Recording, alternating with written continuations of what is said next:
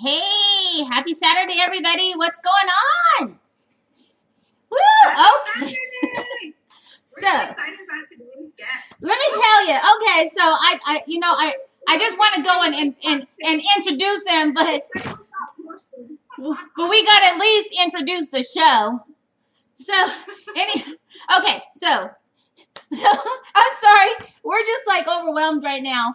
Okay. So anyway, it's Saturday, another day in the life of an entrepreneur, and I am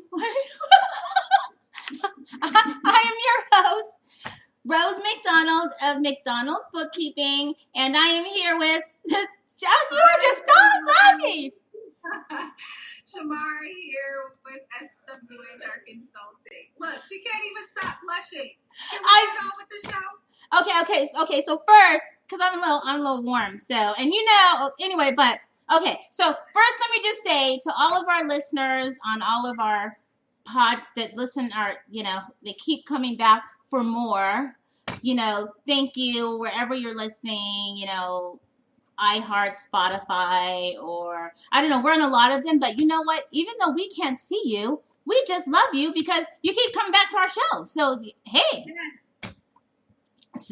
Okay. So, anyway, I'm going to let Shamara do the introduction because, so before that, let me just tell you first this. So, I first saw him actually on, if anyone remembers Soul Man, the TV show. So I saw him on there. And he always looks fresh shaven. Like, I've seen him on a lot of things. I'm like, this dude is like on everything, right? Because I watch all these different shows, which we're going to go over. We're going to give you his list. But I'm like, he is on everything, okay? So, and he always looks freshly shaven. And I'm like, well, he's a good looking guy. And I like women. So, for those who don't know, my choice. But anyway, I'm like, I'm going to follow him. So I started like kind of researching because I do my homework, Shamar, and people. I do my homework, Okay, so go ahead, girl. Go ahead. Introduce. Let's dive into introducing our guest today because this crazy lady is like blushing all day today. We have Scott Ellis Loring. He has been in the art and entertainment industry for almost 30 years. He's 25. I know. His first professional job on TV was Tootsie Suitor on The Facts of Life. So I hope that gives you guys a little bit of a hint of who it is. Yeah. So, Scott has enjoyed really a successful career as a singer-songwriter, spanning from musical theater, television, film. He's done 2 solo albums, produced and sang his called Original Scotch and Standard Scotch. So we're so excited to have him come on. Yes. He's going to tell us more about his whole career path and everything that he's done in the industry, in the entertainment industry. So we want to know it all. Let's bring Scott on the line and let's get him going. Yeah! Woo! Hey! First of all, you guys are adorable. And Shamara, it's Scotch. Oh my gosh. Scotch. You're right. It is Scotch. Wait. Listen. I love knowing who I'm talking to, and it's Tootie from The Facts of Life, right? Which you've probably never seen because you're 12 years old. Yes, that's so young. So I'm so sorry. Oh, what does that say about me then? What does that say about me? You got it right. But I'm not clean shaven, so I felt kind of bad. I thought maybe I should go cut this off. No, you look great. Hey, first of all, congratulations on your over 800,000. Yes. What is it? Viewers, subscribers. We're trying to hit the 1 million listeners on our podcast. We're trying. We're really trying. I mean, that in of itself is quite an accomplishment. So I think eventually we're gonna have to turn this interview around and talk to you guys to see how you guys got to this point because it's not easy. Well, I am pretty attractive. That is true. That is true. Both of you are. I love this. I love it. I love very much that. I don't know. I'm a lot of people might say this, but I appreciate superficial things. I appreciate physical beauty as well as everything else. But I love that I'm talking to two very beautiful women right now. And, okay, so we want to talk about you, dude, because okay. So as I said, I first saw you on Soul Man, and I didn't know you could sing because on that episode you weren't really supposed to sing. Yeah. You know what happened? I auditioned and they asked me to sing well and they asked me to sing poorly. And when we got in front of the audience, I sang well. And the audience burst into applause. So the director, Mr. Lathan, came up to me and said, could you not sing that well? Because they were supposed to shame me. But I was kind of surprised that the live audience, sort of enjoyed it. So then I had to dumb it down a little bit. But some people still were like, wow, I didn't know you could sing. And I'm not really singing in that. Because the Braxtons, the two Braxtons were in that little room I come out of. It was the size of a closet. We were squeezed together. But if I sang too well and they came out saying well, it wouldn't work. So yeah, but it was fun. It was really fun. I love that job. Got to work with Kim Coles again. And I was counting. She and I have done 3 or 4 episodes of television. Just we happened to land on the same episode. So fate kept bringing us together, just like me and you. Now, that's there. I was watching that too. I just had to put that on the screen. So for everybody who, in case you're unfamiliar, they just have to know the list of everything you've done. I'm sorry. I mean, it's as if I'm talking about myself. So you have done so much. I think I told you I kind of like stalked you a little bit, just a little bit. I love that. I love being stalked. And so you've done so much. Can you tell us, really what led you to your career choice of acting? Because I think you should do Broadway. Let's get to that. But, Also, this is my bad. It says almost 30 years. I've actually been working almost 40 years, which is sort of difficult to. But my first job, that show that I did on Facts of Life, I was 19 years old. So you do the math, you'll see how long I've been around. And I used to do.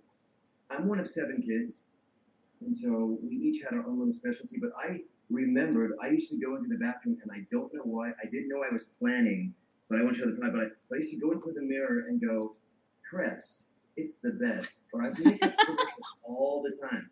I never thought, wow, one day I want to grow up and be an actor. Although part of me thought it was a likelihood. It's the only thing I was excelling at in school.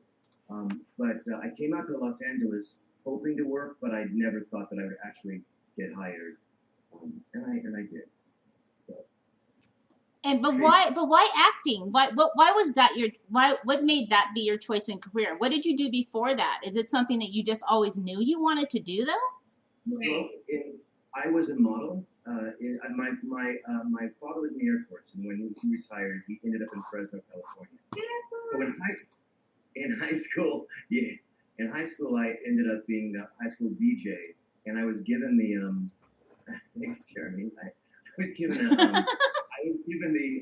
I didn't know that would happen. I was given the high school DJ position as a junior, which was really politically upsetting to most of the seniors because they vie very heavily to become the high school DJ. And so I got that job, and that started my career. My 3 older brothers, who were all bigger than me, excelled in sports. But I got my letter in high school in competing in what's called forensics, which was, like the debate team, but I was the only one on the team in my high school. So I was embarrassed at first because I wasn't athletic, but I did win awards and did quite well debating and competing, and even won modeling competitions. But I'm not that tall. So I didn't have a modeling career waiting for me in Los Angeles. I had an on-camera career.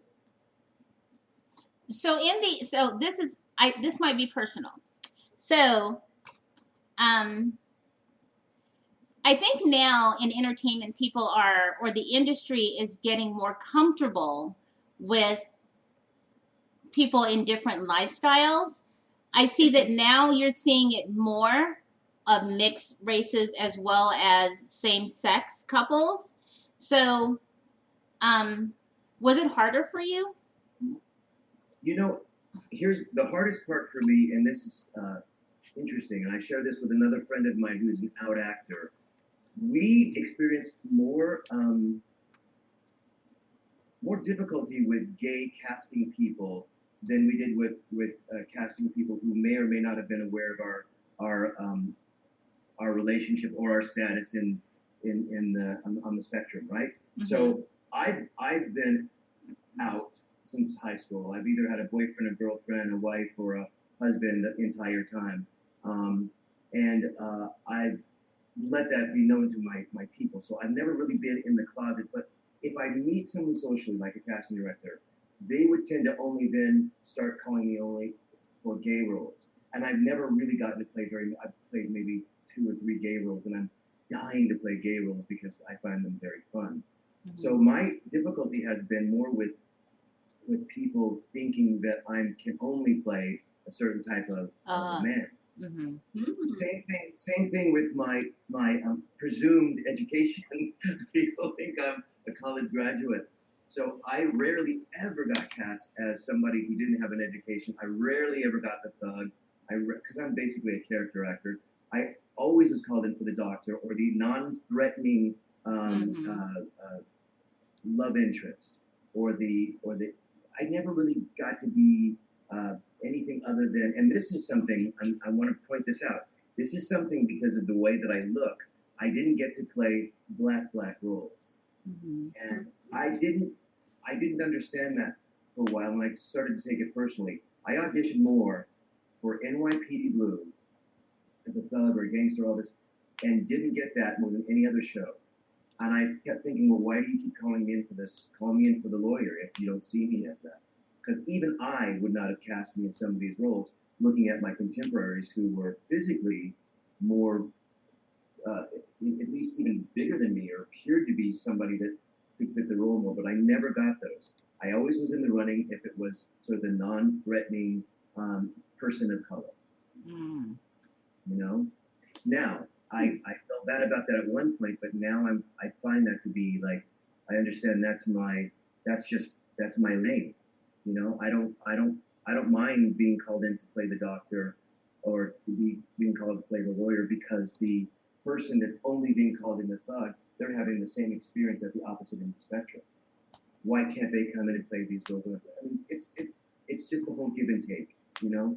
There's one of the best examples right there of not getting it twisted. Miss Tiffany Haddish. Yeah. You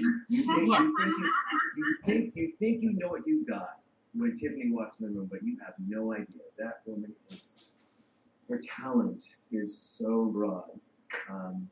Yeah, and even Kim, I forced Kim, because I've directed Kim, I forced her to do drama, to take the comedy out of some of her performances, because that's her lane and she feels very comfortable there. And she knows that people accept her that way, but she's a wonderful dramatic actress as well. So do you think there is such a thing as typecast then? Absolutely, there's such a thing as typecasting. The beauty of what's happening today is that a lot of that is getting shattered. You know, I was thinking about what advice I had for someone today, and the real key is authenticity, like finding your niche and just really doing it, because of the platforms that exist today. You can't say, I need this, I need that, because you see people who are doing TikTok. My husband just told me that I have not seen her, but some woman who does Trump just got signed to WME. Hey, Kevin. That's my Emmy Award-winning friend, Kevin Spirito. Yay, Kevin. So he's another example of doing something for yourself. You create the content for yourself and you put it out there, and you have no idea what's going to happen with it. So typecasting still exists. It will always exist to a certain extent, but that shouldn't clip anybody's wings who's feeling like they're a specific type. Look at music. Look at Lizzo. You know, there used to be a type in music, or a sex symbol songstress in music.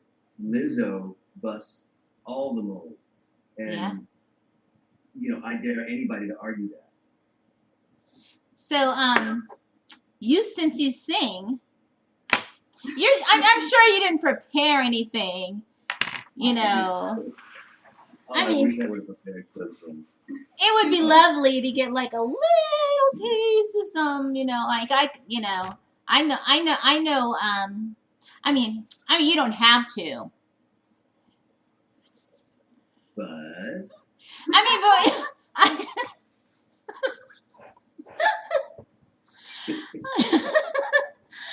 I was going to say, Rose, either accent or don't accent. What are we doing here? I'm trying to get it all while he's here. I don't have anything prepared. I don't even know. My friend, I have a friend. His name is Pete Fitzgerald, and I adore him. And a lot of people thought that's what this was. Like I was going to be singing, and I'm like, oh no, I'm not singing. I'm not singing. But who knows? Have you ever thought of Broadway, or because you're very versatile? Right. Have I thought of doing Broadway or theater? Because that's to me. It just seems to be like that's what you should be doing. Well, theater. I've always done everything. So one of the other pieces of advice that I used to give a long time ago when I was exposed to a lot of younger people was, what should I do? And I said, just be prepared to do everything. If you're not working on TV, jump on stage, do an equity waiver show, do something. So I have done quite Teddy. I've done a lot of theater, and I've done a lot of musical theater.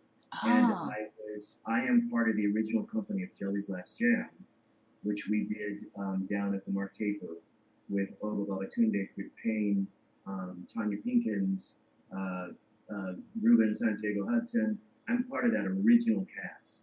The problem is that your boy here is self-taught with everything. So the dancing was extremely challenging, but I loved it. So when we went from the Martepo Forum, our journey to Broadway, which would have been my first opportunity to be on Broadway, they recast 2 roles. One of them I was the understudy for, and it was challenging enough, but they recast the lead with Gregory Hines, and they recast the role I was understudying with Savio Glover. Oh, wow. Which meant I was going to have to learn, and by the way, the choreography went up with those 2, way up, and I said, I'm out, and they bought me out on the way to Broadway, so they bought my contract out, and some other lucky person got to play that role in that show. Go ahead. I was going to say, so what was one of your favorite roles in your career thus far? Ever? Yes. This is very easy, because I have my favorite week on a set was on Frasier. Oh, I love Frasier. Working with Kelsey Grammer, and the cast on that particular show was fantastic. Also, one of the very few times I got to play a non-apologetic gay person. Had a boyfriend and everything. It was lovely. That's one thing. But my favorite role ever is a role I took a risk and could have lost. And that was with Kim Coles in her show. She called it her one-woman show with testosterone because it was her and 4 men, called Homework. And we got to I played about 9 different characters. And but my favorite character at the audition, I read the sides. I'm like, it was a lisping, bit wrist, black queen. And I said to her, upon meeting her, and the director, who's Charles Randolph Wright, who went on to do Motown and his original Dream Girls cast member, prolific director these days.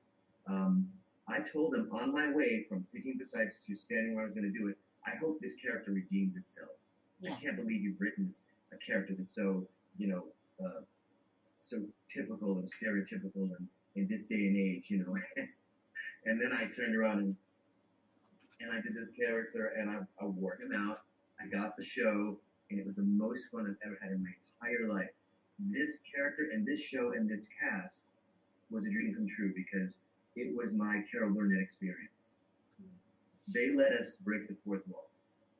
So there were times when this character Derek, who was a makeup artist, was getting ready for a fashion show, and I was talking to Kim, telling her, get dressed. Oh no, Miss Thing, you will not wear that skirt, honey. Oh no, and I would just get really crazy. But she let me call people out from the audience into the show. And one night, Queen Latifah was in the house. Oh yeah, I like her. Could you please get Dana with the character? Oh yeah. So everybody knows Latifah's real name is Dana, and I was like, no. So ashy, look like you've been kicking flour, honey. It's called lotion. What the heck? Right. Latifah has a beautiful laugh, and she gave it to us that night. And I just, that character in a show that I thought I was settling for, an equity waiver non-union show, was a 5-year experience that took us all the way to off-Broadway, Soho. I had so much fun with that show. I learned so much about myself. I learned so much about being a spontaneous actor, and the fact that they had enough faith in us to let us sometimes just riff, just go off, do what we want. So, yeah. Sean Baker from Living Single was also a cast member, Gustavo Rex, and Wolfgang Badesu. Is there a part that you haven't done that you would like to do, like like a villain, or I don't know, a 007 kind of character or something? No. No. You know what? This is gonna sound. It's interesting because my husband and I we have triplets. I saw. Yeah. They're 10 years old, and they're the most important thing to me. And I honestly, because I watch what they watch. The last audition I had that I really wanted was to play a principal on a Disney Channel show, where I knew that my kids could watch this show and I didn't have to worry about the company. I really wanted to just be that guy on the show that they really, really liked, and they like what I consider very silly shows, but I like seeing the joy that it brought them. So I don't need to shoot a gun. Listen. My gun shooting dream came true when I did a movie called K911 with Jim Belushi. Yeah, I remember that shoot. Yeah. It was the best. The director, I don't know why, Charlie, he liked me, and he said, you can have this role or you can have this role. I guess I was in early, but he really liked me. That's never happened to me. And one role was a burglar who was under house arrest who got shot in the ass. And I said, I'm not having anyone do makeup on my ass. I'm not gonna. The other one is a money launderer who gets to shoot. I said, does he get to shoot a gun? He said, yeah, he gets to shoot the gun once. So between saying yes to the role and shooting, it ended up being I had like the most incredible weapon I've ever seen. Never seen one since on the set. Shooting a shootout with Jim Belushi, and the scene ends with me aiming a rocket launcher at him and blowing up his car. And I just felt like it can't get any better. Yeah, it was wonderful. More dangerous than I thought. I had no idea. A piece of the car about this big flew over my head about 20 feet and landed near the production team. I didn't even know it happened. That's how quickly the car exploded. But they had me protected with plexiglass, whatever that would have been worth. But yeah, I'm not missing anything. It's crazy cliche, but my favorite role right now is husband and father, and I do love working with other people. So I'll work as long as the work is there, but I don't have and I think it's important to know that I want to do something else, but nothing is coming to the surface at the moment. That leads me into the next question. It seems like more actors, actresses are leaving the industry after having children and doing other ventures. I mean, if they're not owning restaurants or clothing line or makeup line, or it's some other profession other than acting, some product or something, and it seems to be the norm almost now. I think it's been around quite a bit, and I think social media is making it clear that is part of some of the career paths that people take. here's the thing. I was thinking part of my challenges is that I'm good. I have a great life, and so my career used to be I wanted to succeed to take care of my mother, to make sure that my mother never needed something I couldn't provide her with. That was my goal. So my goal changed for a while. What it was that I wanted to do. But okay, all right, okay, Pete, I will. I will, Pete. I will. Did you see that? You saw that? So now you have to do it. You have to do it. Oh my God. Okay. If I don't, he'll never let me live it down. But I just want to say more about the expansion of entrepreneurs in the industry. You will always see people like Tracy Ellis Ross who finally decide I'm going to go ahead and do my hair thing. But that's based on her life as someone with mixed race hair and who wanted to see something that was out there for her. In in addition to in addition to succeeding as a performer. So just for example, I have a business partner. Her name is Dusty. I adore her. We have some real estate investments, and we've done very well with that. I've never just done one thing. Like I said, when I gave advice to actors, I said, if you can do this, do this, do this, that. So I have that. I also have, and you would not have been able to discover this very well. I have a voice ADR business, 15 and a half years. My partner Jenny Lubis and I have a company called Scotch and and what we do is we supply live background acting to scenes in TV shows and films. So we've been doing that for I think maybe 17 years actually, and that is a side business that some people retire on. I have associates that are six-figure actors who do voices on shows like CSI and then run across town and go get another $1,000 check for working 2 hours on another series, and then they get residuals on that on top of the ones that I mean, it's a really lucrative business. So that's two for me. I've got real estate. I got my voice acting side business. I produce young singers. I've got music that I put out in license. Um, I would love to have a t-shirt company like these guys, minorities, and just something that actually keeps me home with the family, believe it or not. I don't, what's that? I said, I love that. Family focus. She is so pretty. So is that your family behind you in that photograph? No. I'm sorry, what? Is that? Okay. Yes. Oh, you know. Yeah, that's them. Here, let me just rip this little thing off the wall. And so this might work. So where's the camera? That's the husband. Look at the kiddos. They're so cute. Oh, they are really, really, really cute. Oh my God, so adorable. So she came out first, second, and third. So I don't know if you can tell where the DNA fell. Yeah.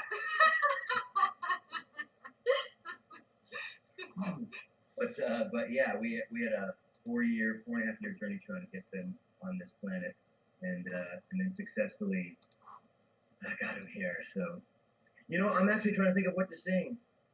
It's not unusual to be loved by anyone. not that.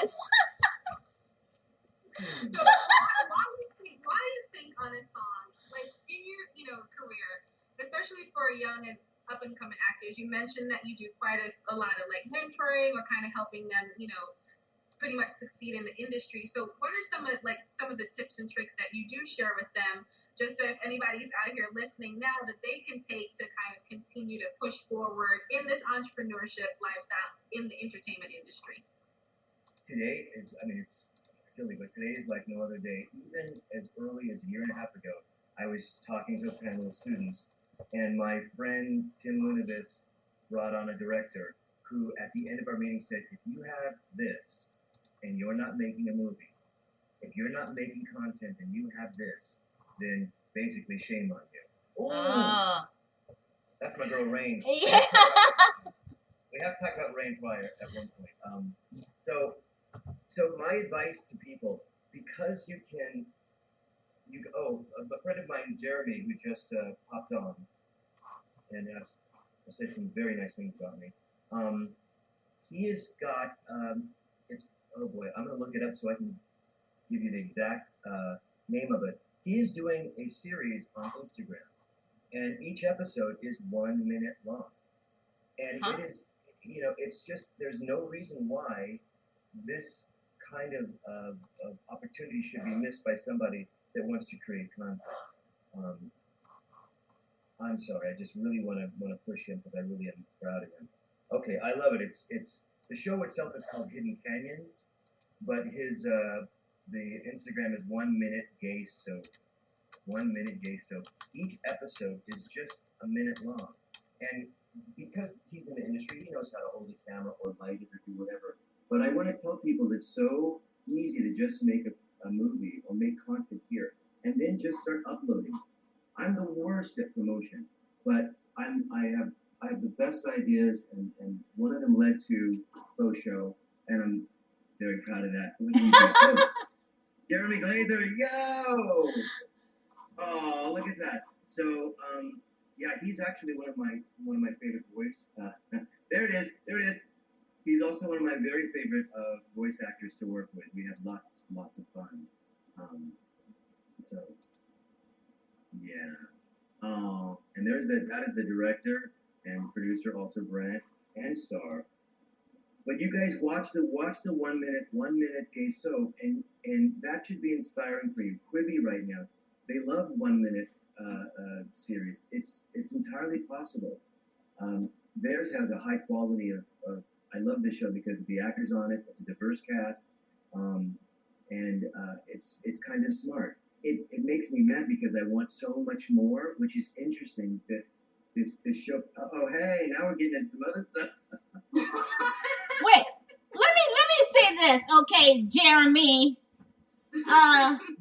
Why do all the gay guys have to take off their shirt? That's all I want to know. Anytime I go to a function, they always take off their shirt, and I'm just like, are you guys required to work out? Like, yeah. Yeah, I'm like, is it a chess competition? What's going on? This is why they take it off. Right. So I'm just saying, even when I've gone to festivals, I'm like, they all got the shirt off. What is going on? Okay, so we're trying to open it up so that you can do the same thing. Oh. Well, they don't want me to do it. Okay, so I just want to make sure you know we haven't avoided the whole singing thing, right? Yes. Okay, love you, Kevin. All right. Okay.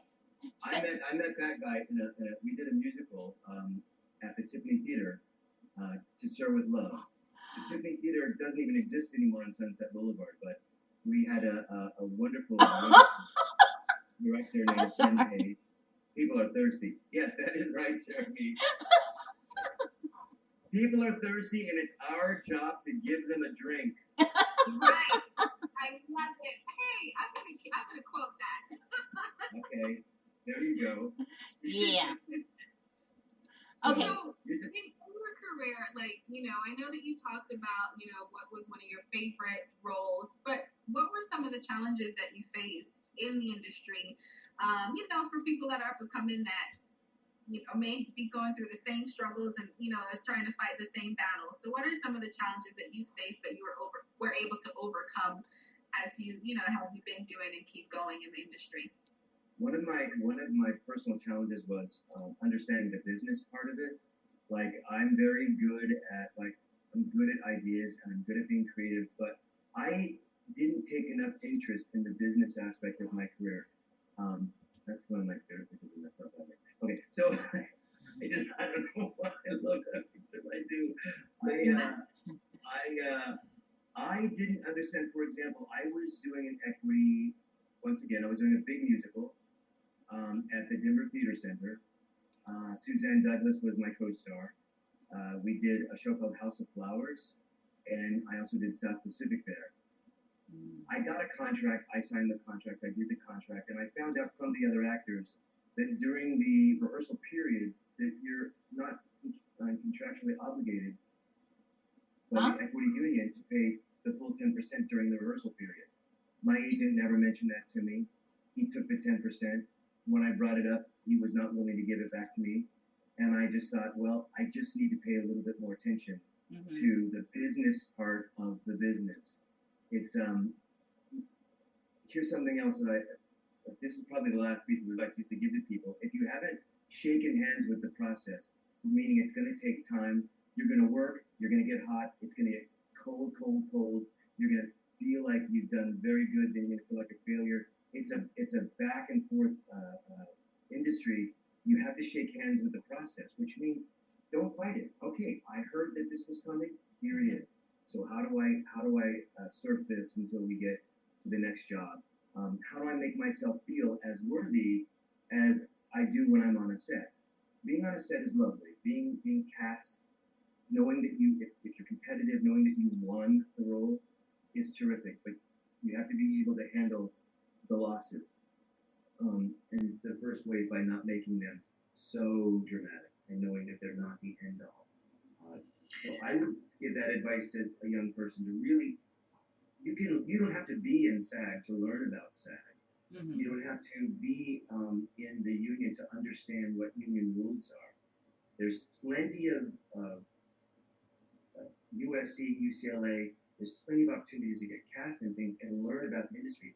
But I remember once somebody telling me, I don't want to be, I love this. She's like, I don't want to be a commercial actor. I don't. And I thought, you've done nothing. You've done nothing going on in your life. Zero. You don't even understand how much money you can make with one commercial, but you're going to wait tables and tell me that you don't want to be known as a commercial actor. You know how much Flo makes a year? Oh, yeah. I could imagine. Yes, I want to meet her because she's hilarious. But do you know how this is an old attitude that if you're a commercial actor, you can't be taken considered serious as a dramatic or a comedic actor. Do you know how many people Brad Pitt's level do commercials all over Europe? All over. I mean, it's just you'd be surprised. And now look at it now. Who is selling you Cavalier now? Who's selling you insurance now? Yeah. Right. Very true. So that attitude was like misguided because if you aren't willing to do whatever on your way to your dream, then you're going to shoot yourself in the foot. And I want to tell you something. I did a commercial once. They said, Scotch, it's model pay. And I literally said, I'm not doing anything else. I didn't even know what model's pay was. I just knew it wasn't my rate. Probably the second most lucrative job of my life. It was for Jovan Cologne. Just so happens that it was called What is Sexy, and we had a little bit of a toe wiggling off camera, and it became controversial. Like, they wanted to pull a commercial. Well, it was on the news. When it hit the news, I got a check for it being on the news.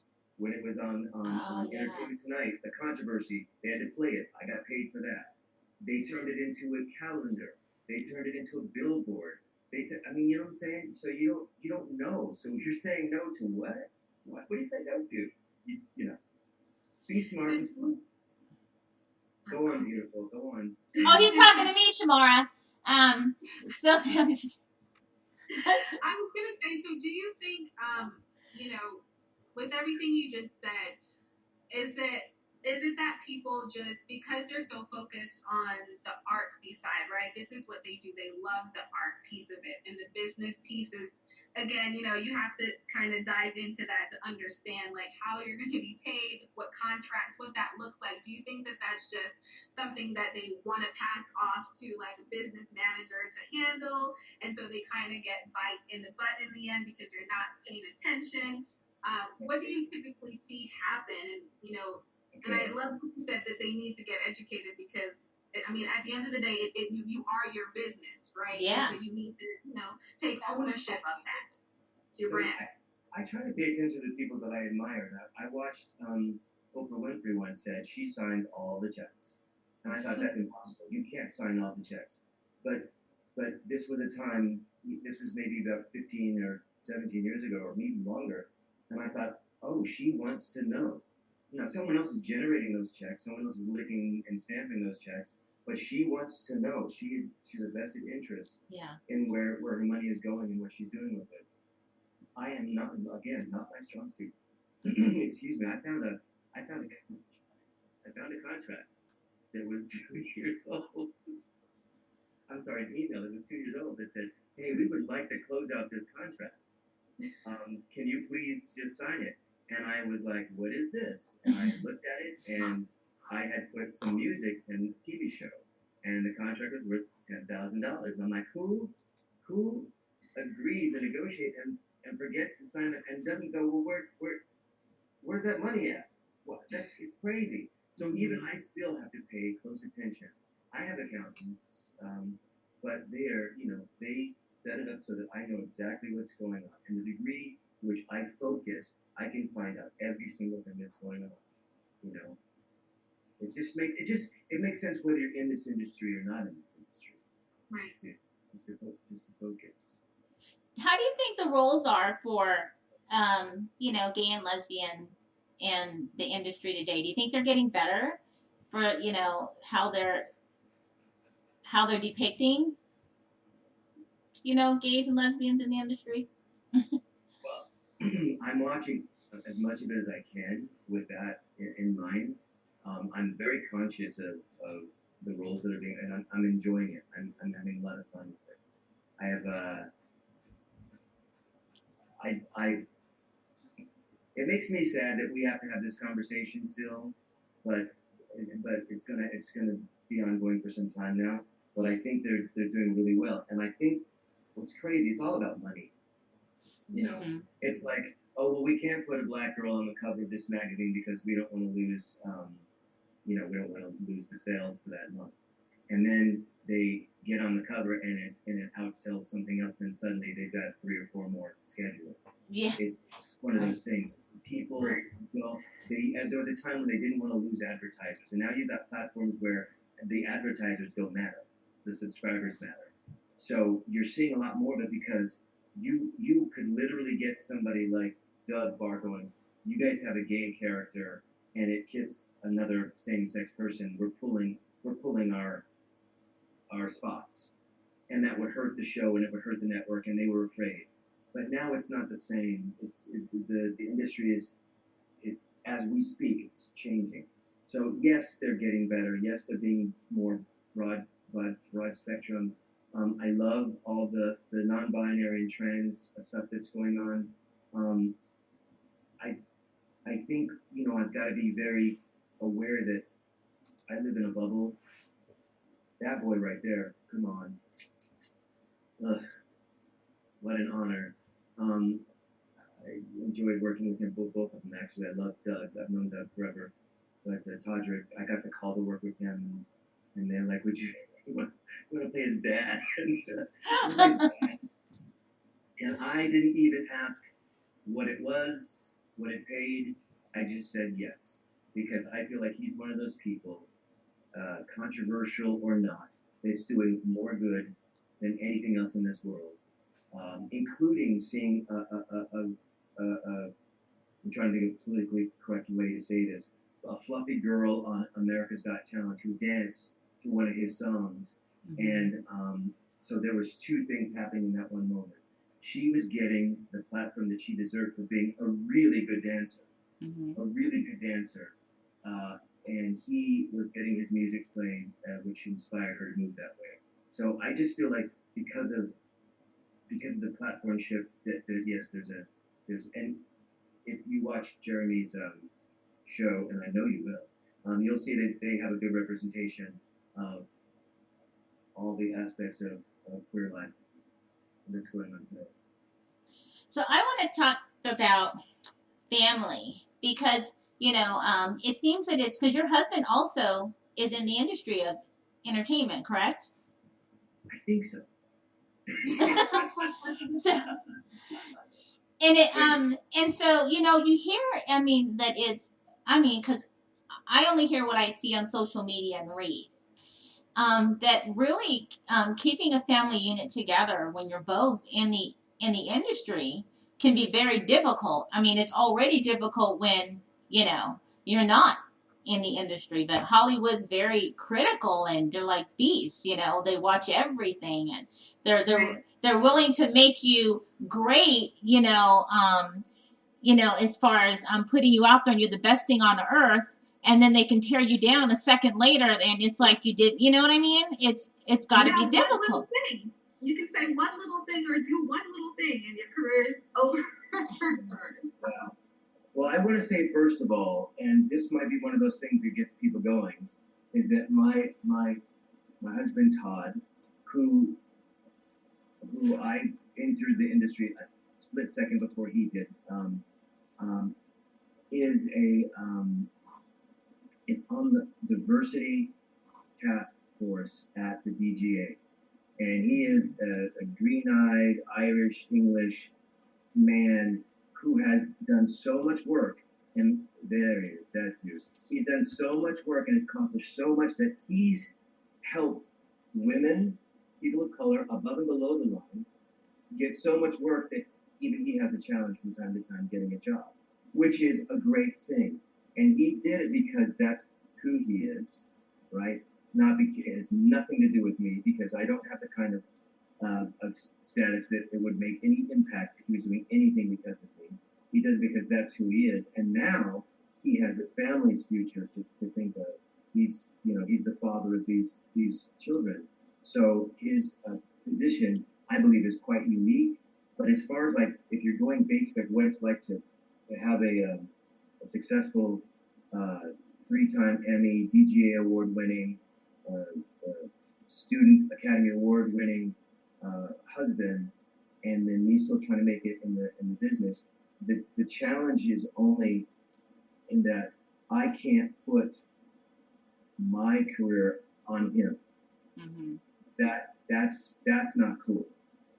I think it all the time. My friend Rain Pryor is developing her show with Norman Lear, and she's so excited. I'm very excited for her, and she's telling me all about it. In the back of my mind, I go, "Ooh, what part am I going to get? What part can I get in this mix? How do I get up in here?" But the truth is, my joy for her is what matters the most, because it's what's supposed to happen for her.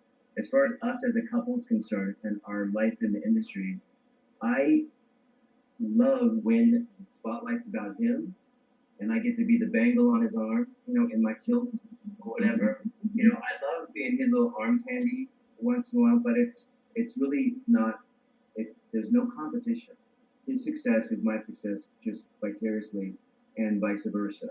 He's my favorite director to work with, and he's lots of people's favorite director to work with. But that's not because I'm married to him. But he's organized and he's creative and he's generous. He's a generous director.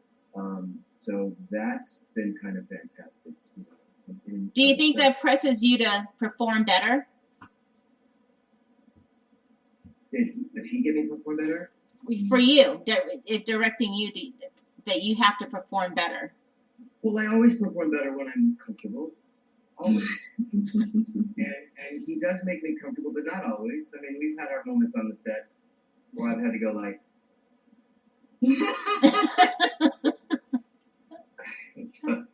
but I just, because I'm comfortable, I think I perform better. But I'm a nervous performer. I get sweaty. I get in my head. I stop breathing. I have called friends from the set. My friend Dana DeRay saved me because I hate making mistakes. That's where the perfectionism coming. Dana's a great actor and she's a great coach. And I had to call her from set one day because I flubbed up a line so many times and I yelled the F word really loud. And I thought, now everybody's looking at me. They saw my insecurity. Nobody cared. And Dana helped pull me into this place again where I started to enjoy being on the set again. So it really varies. It varies. Now, Faux Show, the show that I wrote for Kim Coles and Tiffany Haddish, that's probably the most fun I've had in the past 5 years as a director, because not only did I have some talented people around, but Kim is a comedian, so boom, you got that. I knew Tiffany. I met Tiffany Todd cast her for 2 lines in a Funny or Die video, and I said, I don't know who that girl is, but can you invite her to my birthday party? And she said yes, and that started our friendship. I didn't know a thing about Tiffany when I started writing this role for her, and it's turned into a great friendship. And she's super talented. So having her on the set, I would write something, and this is what I loved about her. She would say the line that I wrote, and occasionally she would add something to it that took it to another level. Yeah, I watched a few of those, she's crazy. She's hilarious. I was watching a few of the trailers on YouTube. It's pretty funny. Yeah, she's really good in it. And I would also say that Tiffany's attitude is the best attitude of any person I've probably worked with, as far as success and light, love, and being razor sharp about where they will go. Really clear, Tiffany. And I would have said that before the world knew who she was.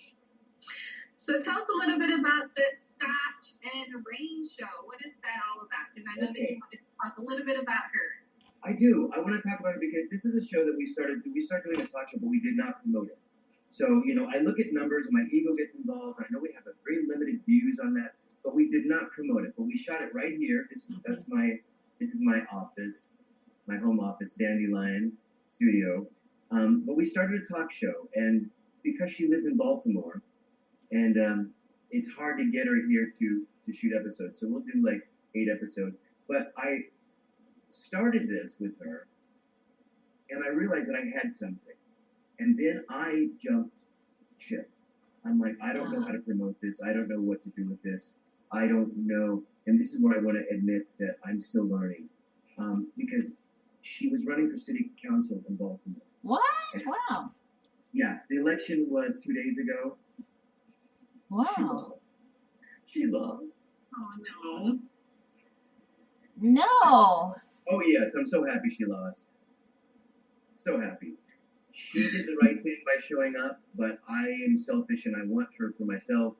And the city of Baltimore still has her, but she will come out here and work, and she's developing her own show, which I think will give the world an opportunity to learn more about what it's like being raised African American and Jewish in Beverly Hills, and what her life as a biracial person has been like in these states. It's going to be raw and to be very honest. So many assumptions are made about her because she's Richard Pryor's daughter, and her legacy and his money, and she's going to set all that record straight. There's so much that's assumed about her. This woman, anything she has, she's gotten on her own. And anything that's coming to her, she deserves because she's generating it, not because she's Richard's daughter. So just one of my favorite people on the planet.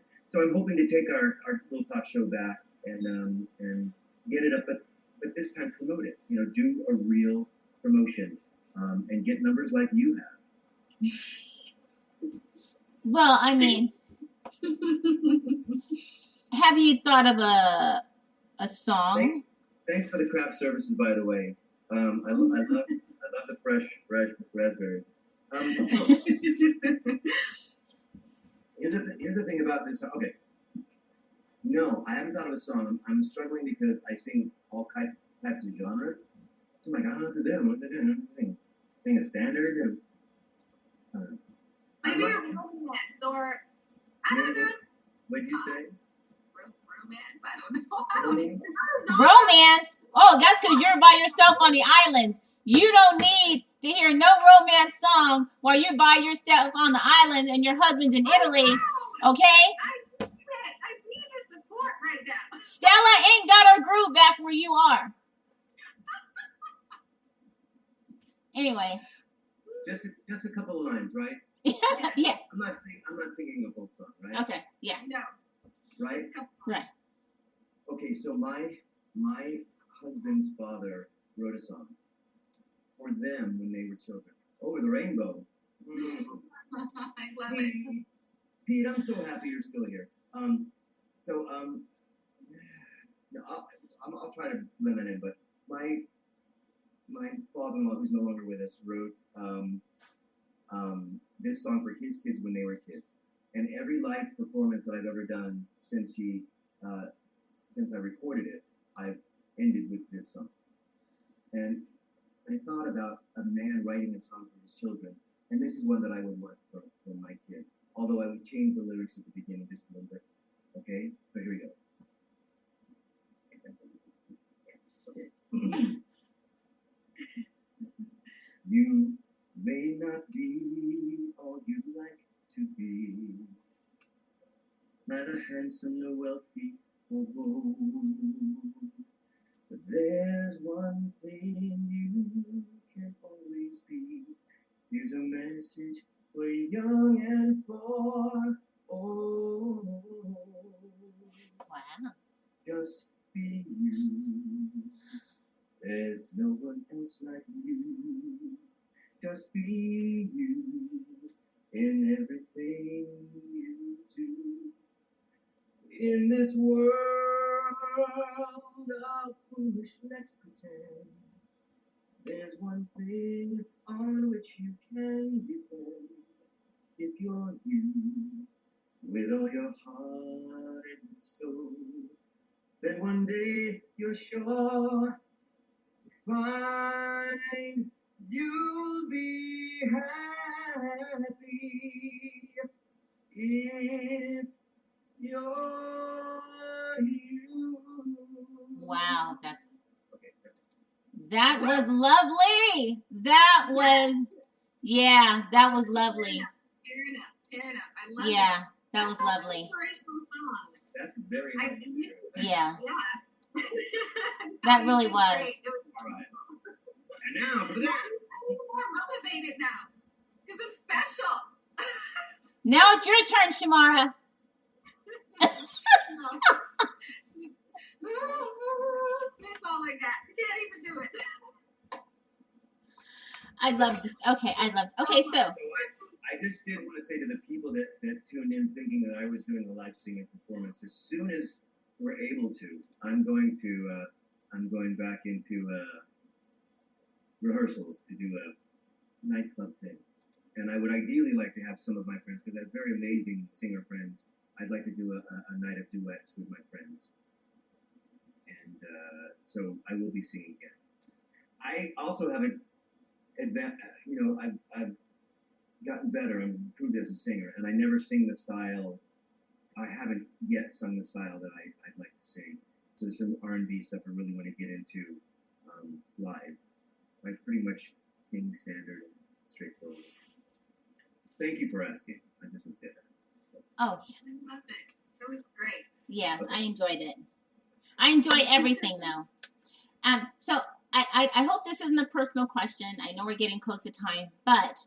But what did I tell you before this? Oh yeah. Okay.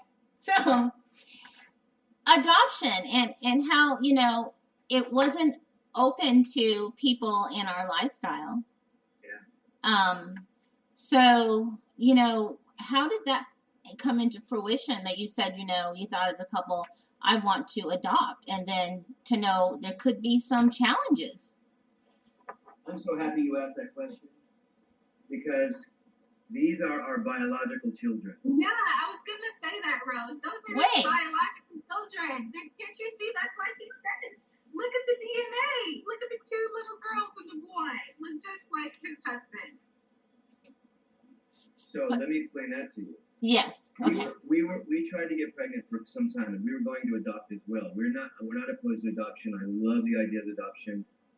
I would still adopt more kids if I wanted to be single.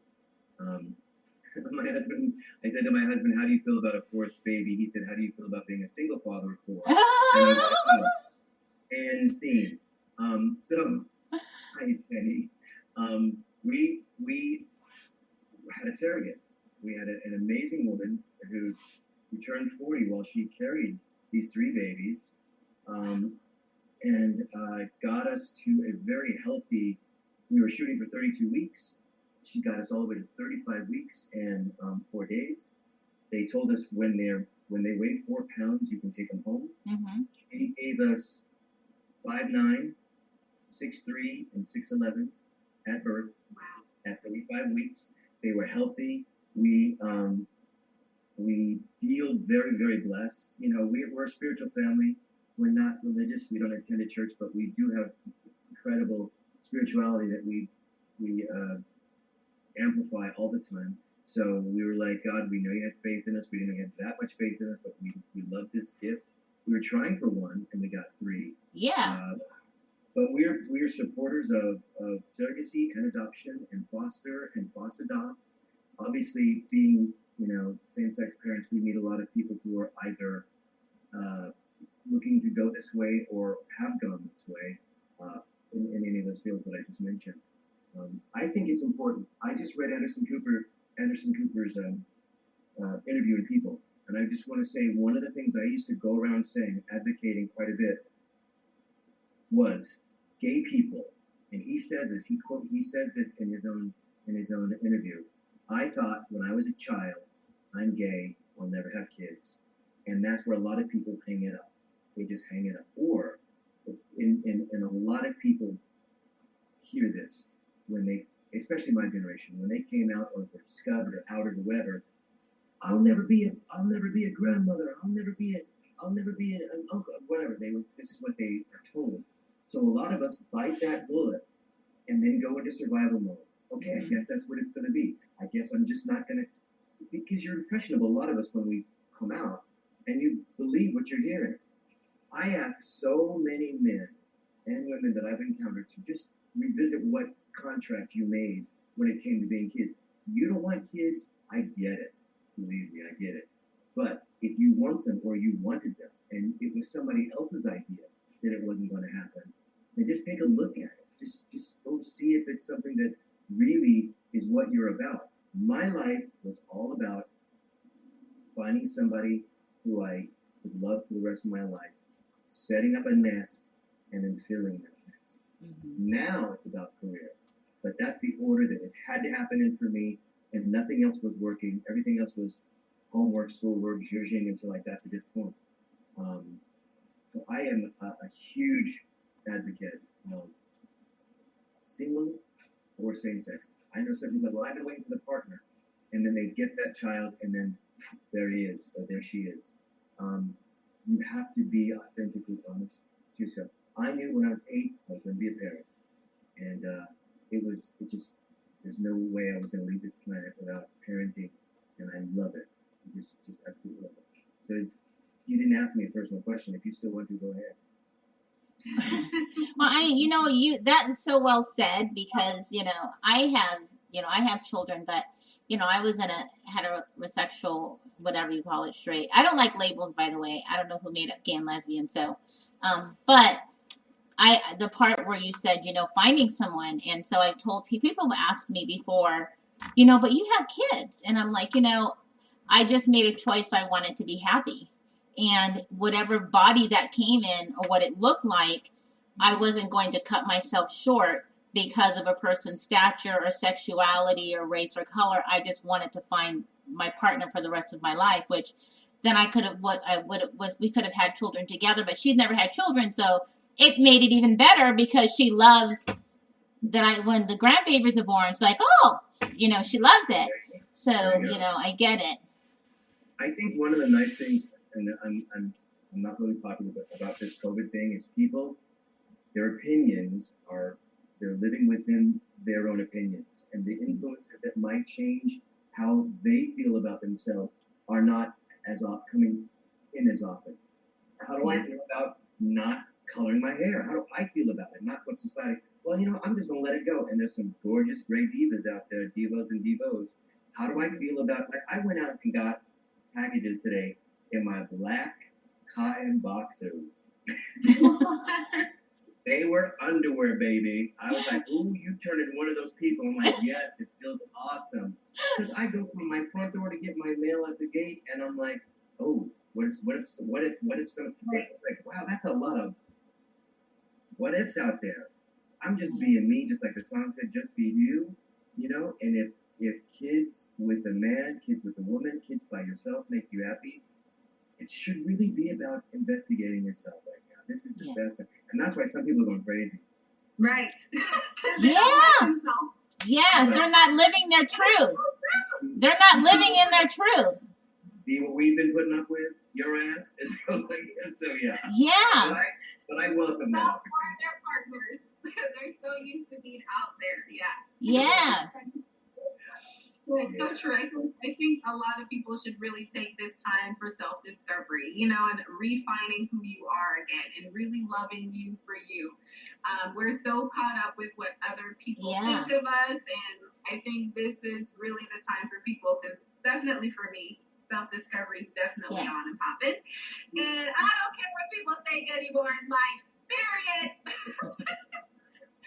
I think it's so freeing to be in that space, you know? Yeah. So thank you. This has been such a great show. Thank you. I know. You guys asked. That's all I can say. I'm just so grateful. It's nice to be with delightful people. Well, I want to thank you for accepting our invitation, because I was shocked when you said, yeah. I literally, I thought I had to open up. I wear glasses because my vision sucks. I had to look at my email again and I called Shamara and said, oh my God. He said, yeah. So I have to read it twice to make sure it wasn't spam or somebody, bullshitting me, getting excited. And then I start marketing you and there was no Scotch Ellis. So, but thank you so much. You were so great to have on the show, and I really hope that that you really will come. We don't say that, you come back and share what else is going on in the future in your life, because we really would love to be a part of promoting it, or just having you on, even just because you want to be on here and sit on here and drink a cup of coffee, and we'll just sit here and watch you and have our show. Yeah. It really was an honor to be invited, and I would love to come back. I would love to come back. Thank you for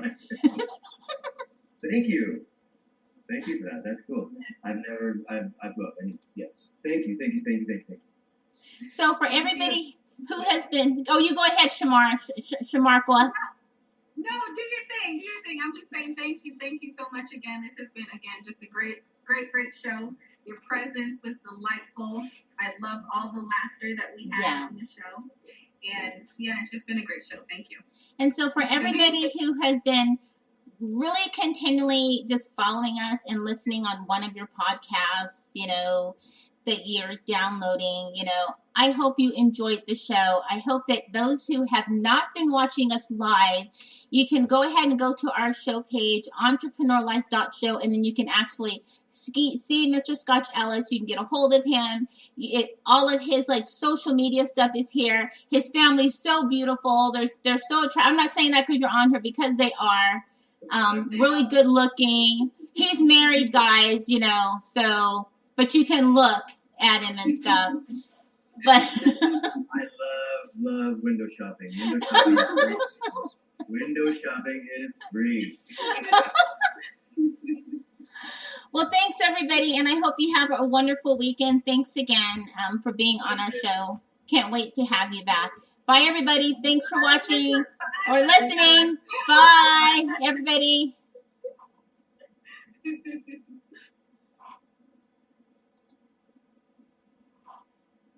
And we are almost off.